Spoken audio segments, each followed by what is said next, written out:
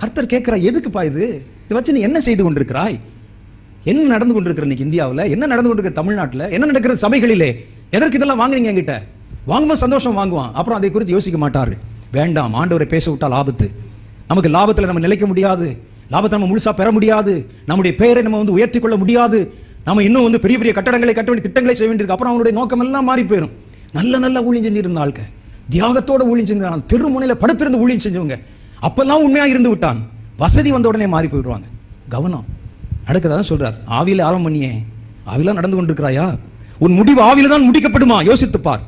முடிவை விட்டுட்டீங்கன்னா, ஒருவன் உலகம் முழுவதையும் ஆதாயம் பண்ணினாலும், உலகம் முழுவதும் உங்க சபை பிராண்ட் பேர்கள் கட்டடங்கள் கட்டி இருந்தாலும், உங்களுக்கு வங்கிகளிலே கணக்குகளும் உங்களுடைய காரியத்தை நிறைவேற்றுவதற்கு மனிதர்களும் வாகனங்களும் வசதிகளும் பெருகி இருந்தாலும், பரலோக ராஜ்யத்துக்கு இவைகள் எதுவும் உங்களை கொண்டு போவதற்கு பரிந்துரை செய்யாது. தேவனுடைய சித்தத்தை நீங்க செஞ்சிருந்தீங்கன்னா கர்த்தருடைய பரலோக ராஜ்யம்